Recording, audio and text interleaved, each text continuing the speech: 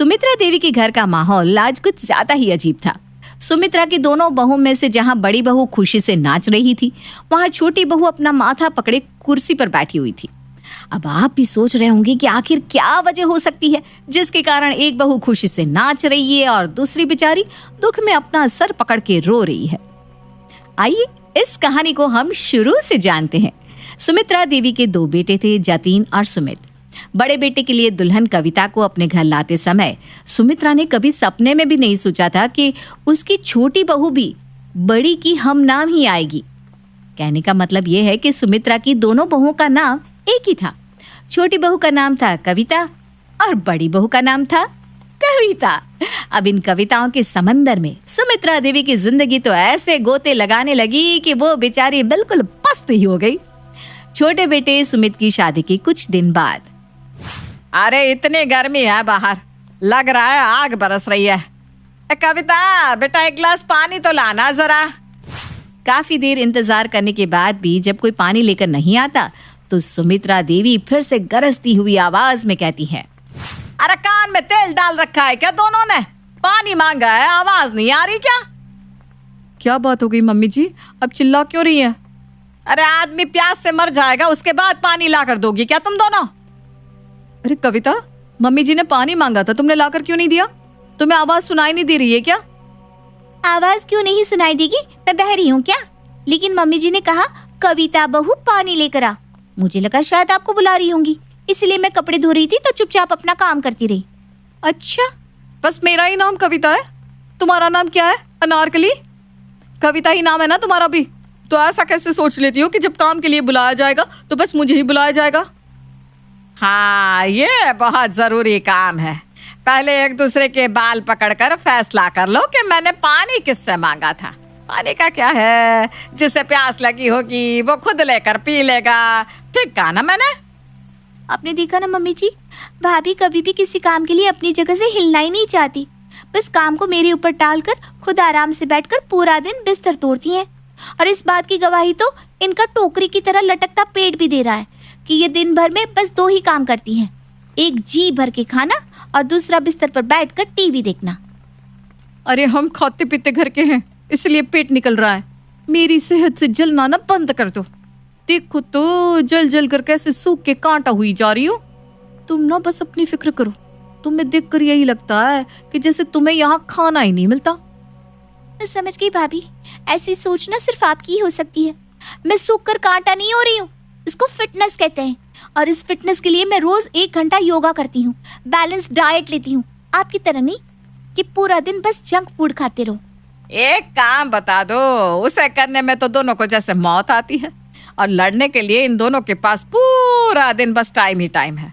बहस तो चाहे जितनी करा लो, लेकिन काम के लिए मत कहो इनसे, क्योंकि वो कहावत है ना, अंधे के आगे रोए और अपने नैना खोए। पता नहीं किस शुभ घड़ी में मैं ये हम नाम सुंदर नगीना ढूंढ कर अपने घर लाई थी। किस्मत ही फूट गई मेरी तो। बेचारी सुमित्रा देवी अपनी किस्मत को कोसती हुई रसोई में जाकर खुद पानी लेकर पी लेती है। अरे अरे रुकिए जरा, कहानी तो अभी बस शुरू हुई है, आगे आगे देखिए होता है क्या। कविता, अपना दूध लेने के बाद बाकी का दूध फ्रिज में रख देना, नहीं तो खराब हो जाएगा। अगले दिन सुबह जब सुमित्रा रसोई में पहुंची तो भगोने में फटा हुआ दूध सुमित्रा का मुंह चिढ़ा रहा था। एक नाम की 2 बहू आ गई है, लेकिन मजाल है जो कोई एक भी काम की बात सुन लेती हो। पूरा दूध बेकार हो गया।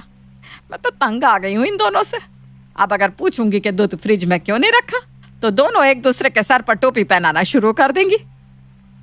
कुछ दिन बाद, बहू ये देखो, उर्मिला जीजी ने प्योर सिल्क की साड़ी भिजवाई है, कह रही थी कविता को दे देना। लाइए पापा जी, जरूर मेरे लिए ही भिजवाई होगी। क्यों? कविता तो वो मुझे कहती है, आपको तो बड़की कहती है ना। ये साड़ी मेरी है। अच्छा जी, साड़ी लेने के लिए तो दोनों कविताएं भागती हुई यहाँ आ गई। अगर अभी इन्होंने 1 कप चाय पिलाने के लिए आवाज लगाई होती ना तो दोनों गूंगी बहरी बनकर एक दूसरे की तरफ देख रही होती। छोटी बहू ने आओ देखा न ताओ साड़ी लेकर जाने लगी। तभी ससुर जी ने आगे कहा, अरे पूरी बात तो सुन लो तुम दोनों। दीदी ने कहा दूसरी को ये 5,000 का लिफाफा दे देना, हम साड़ी लेने बाजार नहीं जा पाए थे। है 5,000? हाँ आप ठीक कह रही थी भाभी। ये लो, ये साड़ी आपकी है, मेरे लिए लिफाफा दिया होगा। आई बड़ी मुझे साड़ी थमाने वाली। अब तूने साड़ी उठाई है ना तो साड़ी तू ही लेगी। लाइए पापा जी, वो 5,000 मुझे दे दीजिए। दोनों बहुओं ने ये रोज का रवैया बना लिया था। जहाँ काम की बात आती, कोई चाहे लाख कविता कविता चिल्लाए, दोनों बहू अनसुनी करके अपना काम करती रहती।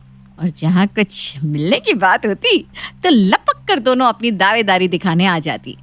सास सुमित्रा दोनों बहुओं के इस रवैये से इतनी परेशान हो चुकी थी कि अब उसने उन्हें सबक सिखाने का निर्णय ले लिया था। अगले दिन, कविता बहू, देखो तो तुमसे मिलने कौन आया है। सास की बात सुनकर दोनों बहुएं बाहर आती हैं। मैडम, मैं सैंपल कलेक्ट करने के लिए आया हूँ।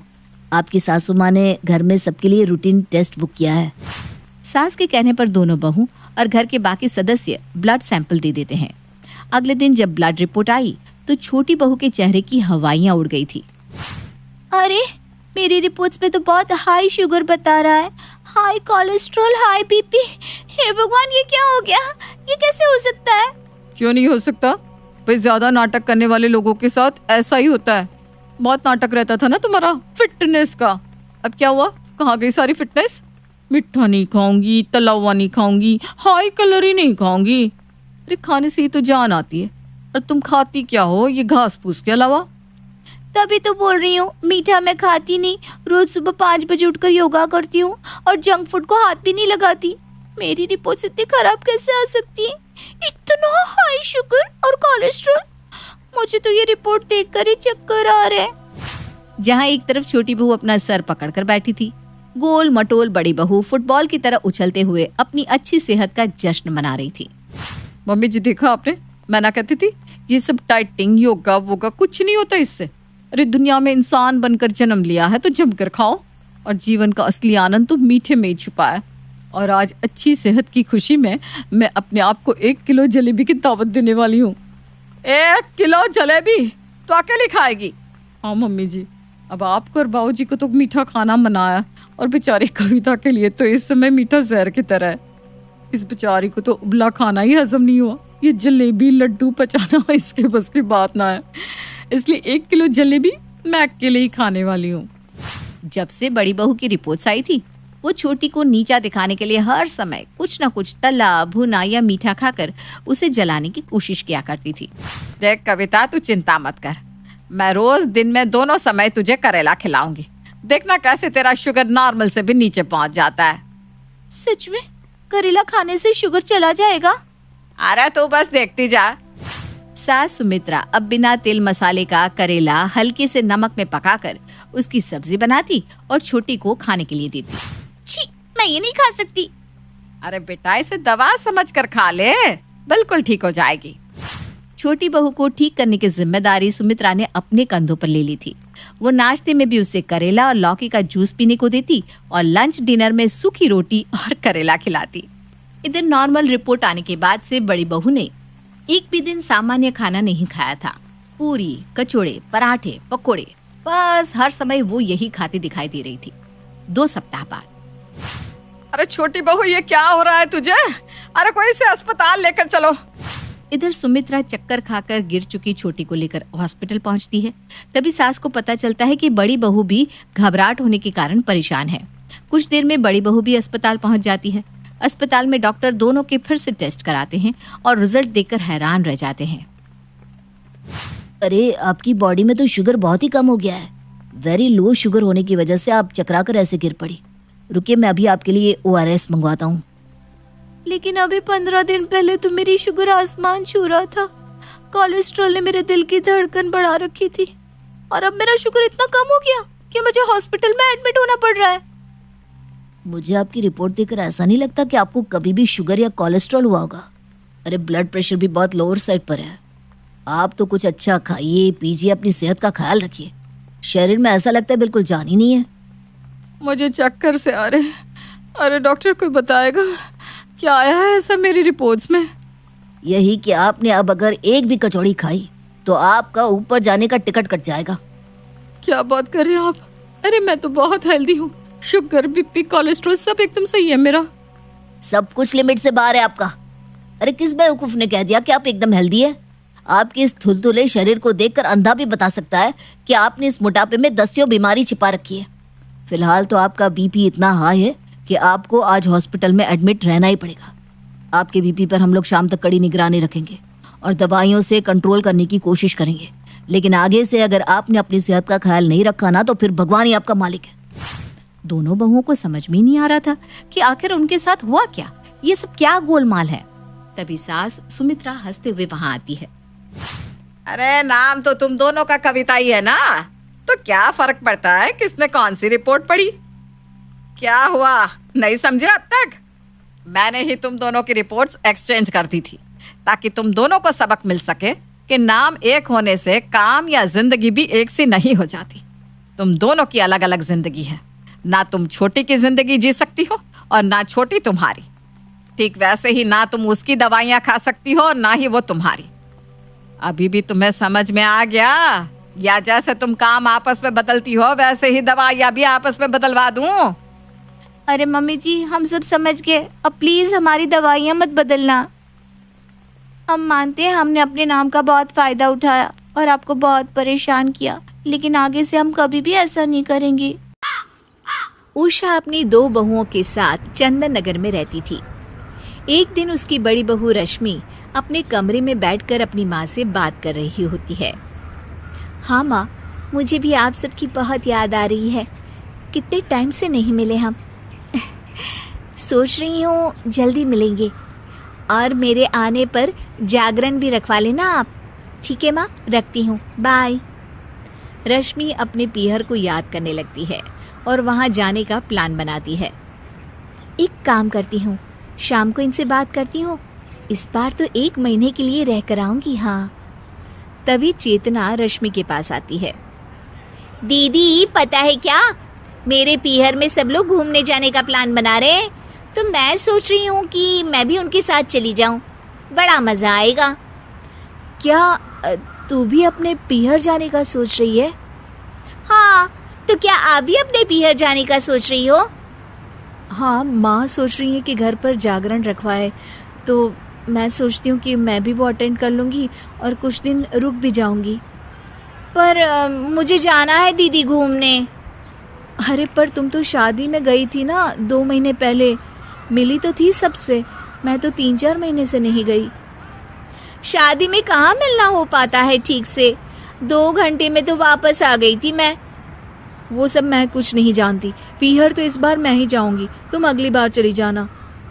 नहीं दीदी, पीहर मैं जाऊंगी, मुझे जाना है घूमने अपने मम्मी पापा के साथ।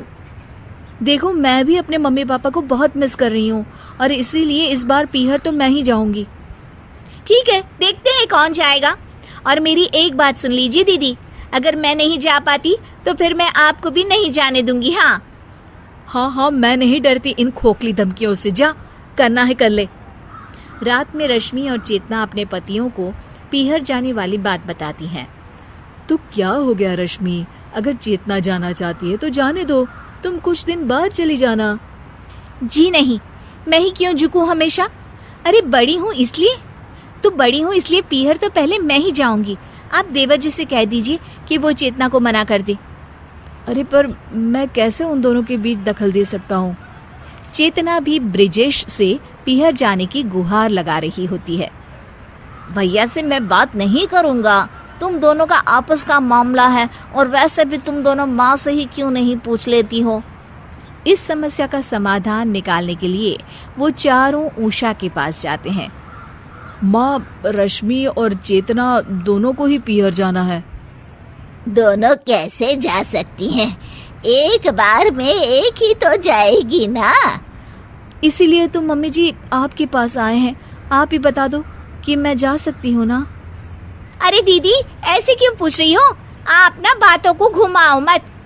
मम्मी जी, आप बताइए कि किसको जाना चाहिए। जाना तो मुझे चाहिए, क्योंकि तुम तो शादी में होकर आ चुकी हो एक बार। ये तो मम्मी जी डिसाइड करेंगी, आप क्यों बता रही हैं दीदी? मैं इसलिए बता रही हूँ ताकि मम्मी जी को फैसला करने में आसानी हो। वे दोनों बहस कर रही होती है और उनकी सास उन्हें बीच में ही रोक देती है। ओहो, तुम दोनों मेरी भी सुनोगी या अपनी ही कहे जाओगी? सॉरी मम्मी जी, आप कहिए। मैं ये पूछ रही हूँ कि कब जाना है? दोनों एक साथ बोलती हैं। मम्मी जी कल जाना है। मम्मी जी कल जाना है। कल? नहीं नहीं, इस पूरे महीने तो सवाल ही नहीं उठता। क्यों मम्मी जी? क्योंकि कल तो मैं अपने पियर जा रही हूँ, अपने भाई के पास। कुछ दिन वहीं रुकूंगी। तुम दोनों अगले महीने चली जाना, ठीक है? चलो, हो गया फैसला। अब खाना खा लेते हैं, चलो। अरे पर मम्मी जी सुनिए तो। उषा कमरे से चली जाती है और दोनों बहुएं कुछ नहीं कर पाती। अगले दिन उषा अपने पीहर जा रही होती है। घर का ख्याल रखना बहू। दोनों बहुएं बड़े ही बेमन से बस अपनी गर्दन हिला देती हैं। जी मम्मी जी। जी मम्मी जी। श्रुति का व्यवहार अपनी सास के प्रति बिल्कुल अच्छा नहीं था। वो अपनी सास को सिर्फ घर पे बोझ ही समझती थी। इतना राशन लाना पड़ा इस महीने। पैसे आते हैं हाथ में और चले जाते हैं, और ऐसे में आपकी माँ के खर्चे अलग। ऐसा कितना खर्चा करवा देती है माँ, हैं? और वैसे भी तुम तो कमा नहीं रही हो ना। आखिर तुमने बोल ही दिया ना कि मैं पैसे नहीं कमा रही हूँ। दिखा ही दी मुझे मेरी औकात। जताई ही दिया ना कि मैं किसी काम में नहीं आती हूँ। अरे तुम गलत समझ रही हो। मेरा कहने का मतलब था कि तुम हर बात का इल्जाम माँ पर मत लगाया करो ना। तभी बगल के कमरे से माँ आ जाती है। अरे बेटा, इतना तेज बोल के मत लड़ो, बाहर वाले सुन लेंगे। माँ जी, सुनने दीजिए उनको भी। उन्हें भी तो पता चले कि आपकी वजह से घर में पति पत्नियों के बीच में कैसी लड़ाइयाँ होती हैं। अरे बहू, मेरी वजह से? मैंने तो तुम दोनों को कभी ये नहीं दिखाया कि मेरे लिए लड़ो। माँ आप जाइए यहाँ से, मैं बात कर रहा हूँ ना। लेकिन बात तो मेरी हो रही है ना, तो मुझे तो बोलना ही पड़ेगा। बताओ बहू, क्या दिक्कत है तुम्हें मुझसे? अरे घर छोटा है, जगह कम है, यश की तनख्वाह भी तो लाखों में नहीं है। अब आपका एक्स्ट्रा खर्चा उठाना मुश्किल हो रहा है माँ जी। आप यश के छोटे भाई के यहाँ चले जाइए ना कुछ महीने। एक्स्ट्रा खर्चा? अरे माँ है मेरी, हमने किसी को पनाह थोड़ी ना दी है। एक्स्ट्रा खर्चा क्या होता है? जब हमको चाइनीज खाना होता है तो माँ के लिए भी सूप मंगवाना पड़ता है। ये एक्स्ट्रा खर्चा है। घर की ईएमआई के साथ माँ की दवाई की भी चिंता करनी पड़ती है। ये भी एक्स्ट्रा खर्चा है। माँ को रोज कोई ना कोई बीमारी होती रहती है। इसी डर से हम कार नहीं खरीद रहे कि हॉस्पिटल में पैसे लग गए तो कहाँ से आएंगे। और खाने पीने कपड़े इधर उधर के खर्चे तो जोड़ भी नहीं रही हूँ मैं। अरे ये सब तो मैंने यश के लिए भी किया है। मैंने तो ऐसे उंगलियों पे हिसाब नहीं रखा। लो, आपने भी जता दिया ना। अरे आप थोड़े दिन किसी रिश्तेदार के यहाँ क्यों नहीं चली जाती? खर्चा भी बचेगा और घर में शांति भी रहेगी। यश श्रुति की ये बात सुन के गुस्से से आग बबूला हो जाता है। चुप हो जाओ श्रुति, बहुत हो गया तुम्हारा। मेरी माँ है वो, और उनका अधिकार इस घर पे हम दोनों से भी ज्यादा है। और खर्चे बचाने की इतनी ही पड़ी है तो तुम खुद क्यों नहीं चली जाती अपने मायके? घर में शांति तो तुम्हारे जाने से भी हो सकती है।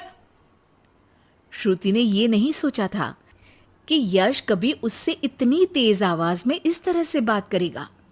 अपनी सास के सामने यश ने उससे इतनी बेरुखी से बर्ताव किया कि श्रुति ने सोच लिया कि वो अब अपने मायके चली ही जाएगी।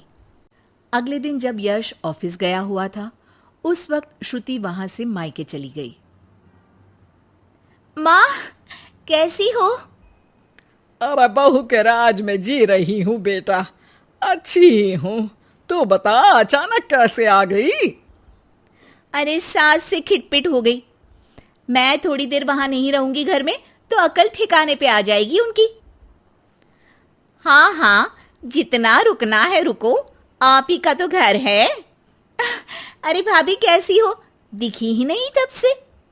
आपकी माँ के लिए दवाई खरीदनी थी तो लेने गई थी। माँ, तबीयत ठीक नहीं है क्या?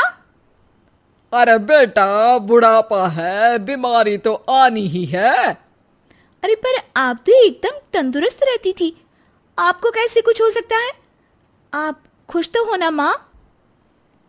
ये क्या बात हुई, खुशी तो रखते हैं, कोई रुलाते थोड़ी ना है आपकी माँ को।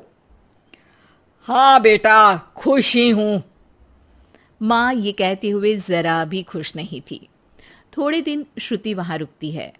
एक दिन जब वो अपने भाई के साथ बाहर से कुछ सामान लेकर कार में आ रही होती है, तभी भाई पूछता है, कब जाने का प्लान है? अरे भैया, अभी तो आई हूँ। हाँ हाँ, वो तेरी भाभी पूछ रही थी कि कब जाने वाली हो। मतलब जाने से पहले बता दोगी तो अच्छा रहेगा, हम तैयार रहेंगे। एकदम जाओगी तो बुरा लगेगा ना। हाँ भैया, बता दूंगी भैया। अच्छा, वैसे हुआ क्या था तुम्हारे और तुम्हारे पति के बीच? हमारे बीच कोई लड़ाई नहीं हुई थी भैया, वो तो सास की वजह से लड़ाई हुई, इसलिए आना पड़ा। आप चिंता मत करिए, मैं जल्दी चली जाऊंगी। अरे नहीं नहीं, रुकना। अरे तू घर में है तो शांति भी रहती है। क्या मतलब? अरे मत पूछ श्रुति, आए दिन माँ और तेरी भाभी में नोक झोंक चलती ही रहती है। तेरी भाभी का कहना है कि माँ का खर्चा बहुत होता जा रहा है घर में। अब माँ की क्या गलती है? बीमारी किसी से पूछ के थोड़ी ना आती है।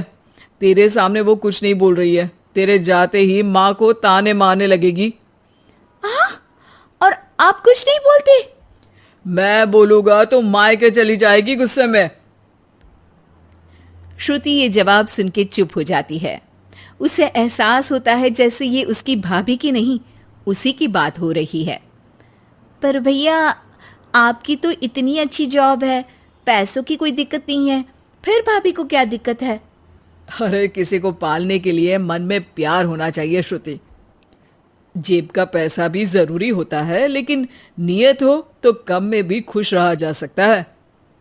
श्रुति उसके बाद कोई सवाल नहीं करती है और जाके सीधे अपने भाभी से कहती है, भाभी, आप माँ को अच्छे से नहीं रखती हो। भैया इतना कमाते हैं, फिर भी आप माँ को सिर्फ इसलिए ताने मारती हो क्योंकि उनकी बीमारी के कारण घर से पैसा जाता है। आपको मेरी माँ से लड़ना नहीं चाहिए भाभी। अच्छा, तुम इतनी समझदार हो तो अपनी सास से क्यों लड़के आई हो? श्रुति की आंखों के सामने वो सारे पल आ जाते हैं जब जब उसने अपनी सास को परेशान किया। वो उसी वक्त अपना सामान पैक करती है और जाने लगती है। अरे तू तो रुकने वाली थी ना श्रुति? जाना पड़ेगा, सासू माँ बीमार रहती है, उनका ध्यान रखूंगी माँ। अरे पर तू तो उनसे लड़के आई है ना? माँ, मैं ये सोच के आई थी कि मेरे बिना उनकी अकल ठिकाने आ जाएगी पर मेरी ही अकल ठिकाने आ गई, और मैं अपनी सास का ध्यान रखूंगी तभी तो अपनी भाभी को ये बोल पाऊंगी कि वो भी अपनी सास का ध्यान रखा करे। श्रुति को कोई नहीं रोकता। वो वापस अपनी सास के पास चली जाती है। अब श्रुति और उसकी सास कम चीजों में ही ज्यादा खुशी के साथ रहने लगते हैं। सोनम के घर फूलमती नाम की एक नौकरानी काम करती थी। उसके नैन नक्श बहुत सुंदर थे, बस रंग से वो काली थी। एक दिन, सोनम दीदी, आप कितनी सुंदर है और इतनी गोरी भी। काश मैं आपके जैसी गोरी होती। अरे लेकिन देख ना कितनी मोटी हूं मैं। मुझे तो पड़ोस की रानी अच्छी लगती है, देखने में गोरी, नैन नक्श अच्छे और दुबली भी कितनी सुंदर लगती है। फूलमती के मन में सोनम की बात घर कर जाती है। वो सोचती है कि उसे नहीं पता था कि सोनम को भी अपने से शिकायत होगी। अरे फूलमती, ये क्या किया? सब्जी में इतना तेल? वैसे भी मैं इतनी मोटी हूँ, ये खाना खाकर तो कभी जिंदगी में पतली नहीं हो पाऊंगी। अरे दीदी, मैं तो आपकी जैसी होती तो कोई शिकायत ही ना थी। गोरी गोरी। अरे गोरी ही तो हूँ, खुद को तो देख, तेरे नैन नक्श, तेरा पतला शरीर। फूलमती, कोई भी खुश नहीं है इस दुनिया में अपने रंग रूप को लेकर। किसी का कुछ न कुछ छूटा ही हुआ है। हाँ दीदी, लेकिन काली तो काली ही होती है ना। अरे शायद तू नहीं समझेगी। काश मैं भी रानी की तरह होती। अच्छा चल, आज रानी खाने पर आ रही है तो कुछ अच्छा बना लेना। तभी वहां रानी आ जाती है। रानी दुबली पतली गोरे रंग की महिला होती है। दोनों सहेलियां बैठकर गप्पे मार रही होती है कि वहां फूलमती खाना लेकर आती है। अरे रानी दीदी, आप कितनी सुंदर है। काश मैं आप ही की तरह होती तो कितना अच्छा होता। शुक्रिया फूलमती, लेकिन तुम्हारे नैन नक्श तो बड़े ही तीखे हैं। हाँ दीदी, लेकिन हूँ तो काली ही ना। वैसे तो मैं भी वो सामने वाली वंदना को देखकर सोचती हूँ कि काश मैं उसके जैसी होती। हैं दीदी, आप भी अपने से खुश नहीं? ना ना, मैं तो बहुत खुश हूँ, बस जरा लंबाई। काश मेरी लंबाई वंदना जैसी होती तो कमाल हो जाता। फूलमती उन लोगों को खाना देकर वहां से चली जाती है। वो सोचने लगती है, अरे ये क्या, मैं तो सोच रही थी कि सोनम दीदी सबसे सुंदर है, लेकिन लगता है सोनम दीदी कुछ नहीं। अब तो मुझे वंदना से मिलना पड़ेगा, देखो तो सही कि वो क्या चीज़ है। एक दिन मौका देखकर फूलमती वंदना के घर जाती है और उसके दरवाजे की बेल बजाती है। हाँ बोलो, क्या काम है? मैं ना एक काम वाली हूँ और घरों में काम करती हूँ। क्या आपको किसी नौकरानी की ज़रूरत है? हाँ हाँ, ज़रूरत तो है, लेकिन सिर्फ झाड़ू के लिए। वो क्या है कि पोछा मैं खुद लगाती हूँ, जिससे मेरी फिगर मेंटेन रहती है। दीदी एक बात बोलूं, आप कितनी परफेक्ट हैं। मतलब आप में तो कोई कमी ही नहीं है। सुंदर शरीर, लंबी हाइट, गोरा रंग। काश ना दीदी मैं आपके जैसी होती। शुक्रिया, लेकिन मैं भी परफेक्ट नहीं हूँ। ओह, ये क्या दीदी, आप क्या बोल रही हैं? ऊपर वाले ने तो आप में कोई कमी रखी ही नहीं है। अरे तू उस दीपिका को जानती हो ना?